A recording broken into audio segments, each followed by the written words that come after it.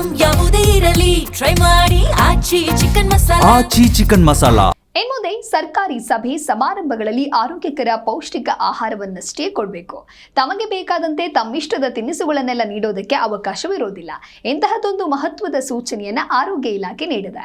ಸರ್ಕಾರಿ ಕಾರ್ಯಕ್ರಮಗಳಲ್ಲಿ junk food, ಸಕ್ಕರೆ ಸೇರಿಸಿದ ವಿವಿಧ ಪಾನೀಯಗಳು, ಇಂತಹ ಯಾವುದೇ ಆಹಾರಗಳನ್ನ ನೀಡೋ ಹಾಗಿಲ್ಲ. ಬದಲಿಗೆ ಸಿರಿಧಾನ್ಯಗಳ ಆಹಾರ, ಹಣ್ಣು ತರಕಾರಿಗಳ ಸಲಾಡ್, ಮೊಳಕೆ ಕಾಳು, ರಾಗಿ ಆಧಾರಿತ ಆಹಾರ ಹಾಗೂ ಸ್ಥಳೀಯ ಸಾಂಪ್ರದಾಯಿಕ ಆಹಾರಗಳಿಗೆ ಆದ್ಯತೆ ನೀಡಬೇಕು. ಅರೆ ಏನಿದು ಆದೇಶ ಅಂತೀರಾ? ತೋರಿಸ್ತೀವಿ ನೋಡಿ.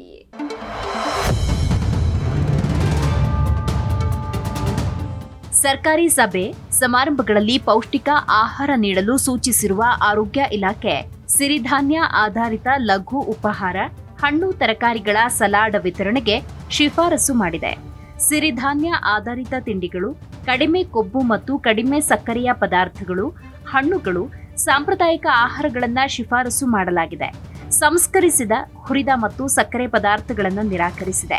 ಸರ್ಕಾರಿ ಕಚೇರಿಗಳಲ್ಲಿ ಆರೋಗ್ಯ ರಕ್ಷಣೆ, ನೈರ್ಮಲ್ಯ, ಉತ್ತಮ ಆಹಾರ ಪದ್ಧತಿಯನ್ನ ಉತ್ತೇಜಿಸುವ ಗುರಿಯನ್ನ ಈ ಕ್ರಮ ಹೊಂದಿದೆ.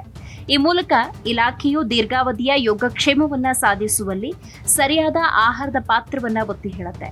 ಆಂತರಿಕ ಸಭೆಗಳಿಗೆ ಸಿರಿಧಾನ್ಯ ಆಧಾರಿತ ತಿಂಡಿ, ಕಡಿಮೆ ಕೊಬ್ಬು, ಕಡಿಮೆ ಸಕ್ಕರೆ ಪದಾರ್ಥಗಳು, ಹೆಚ್ಚಿನ ಫೈಬರ್ ಆಹಾರಗಳನ್ನ ಶಿಫಾರಸು ಮಾಡುತ್ತೆ.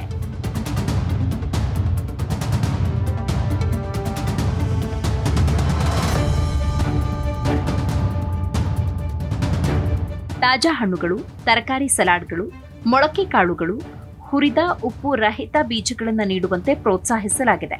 ಸಕ್ಕರೆ ಅಥವಾ ಸಂಸ್ಕರಿಸಿದ ಪಾನೀಯಗಳಿಗಿಂತ ಗ್ರೀನ್ ಟೀ, ಕಡಿಮೆ ಕೊಬ್ಬಿನ ಮಜ್ಜಿಗೆ ಪಾನೀಯಗಳಿಗೆ ಆದ್ಯತೆ ನೀಡಲಾಗುತ್ತೆ.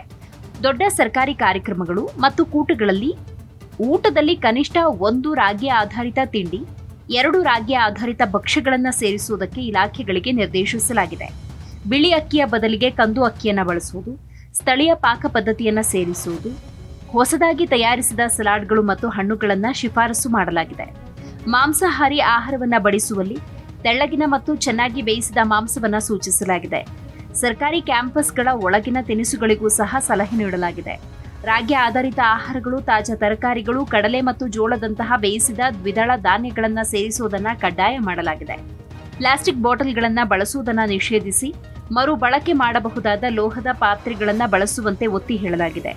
ಇದು ಸಂಸ್ಕರಿಸಿದ ಮತ್ತು ಹುರಿದ ಆಹಾರಗಳು, ಕಾರ್ಬೋನೇಟೆಡ್ ಪಾನೀಯಗಳು, ಹೆಚ್ಚಿನ ಸಕ್ಕರೆ ರಸಗಳು, ಆಲ್ಕೋಹಾಲ್ ಅನ್ನು ಸಹ ಬಲವಾಗಿ ನಿರಾಕರಿಸಿದೆ. ಆಹಾರ ತಯಾರಿಕೆ ಮತ್ತು ಸೇವೆಯಲ್ಲಿ ಕಟ್ಟುನಿಟ್ಟಾದ ನೈರ್ಮಲ್ಯ ಕಾಪಾಡಿಕೊಳ್ಳಲು ಕರೆ ನೀಡಲಾಗಿದೆ. ಆಹಾರ ಇಲಾಖೆಗಳು ಈ ಪದ್ಧತಿಗಳನ್ನು ಸಕ್ರಿಯವಾಗಿ ಅಳವಡಿಸಿಕೊಳ್ಳುವ ಮತ್ತು ಉತ್ತೇಜಿಸುವ ನಿರೀಕ್ಷೆ ಇದೆ. ಈ ಕ್ರಮ ಸ್ಥಳೀಯ ಸ್ವಸಹಾಯ ಗುಂಪುಗಳು, ಗುಡಿ ಕೈಗಾರಿಕೆಗಳು, ಸುಸ್ಥಿರ ಆಹಾರ ವ್ಯವಸ್ಥೆಗಳನ್ನು ಬೆಂಬಲಿಸುವ ಗುರಿ ಹೊಂದಿದೆ. ಇದು ಸರ್ಕಾರಿ ಸಂಸ್ಥೆಗಳಲ್ಲಿ ಆರೋಗ್ಯಕರ ಮತ್ತು ಹೆಚ್ಚು ಜವಾಬ್ದಾರಿಯುತ ಆಹಾರ ಬಳಕೆಯತ್ತ ಬದಲಾವಣೆ ತರುವ ನಿರೀಕ್ಷೆ ಇದೆ. Bureau report, Zee Kannada news.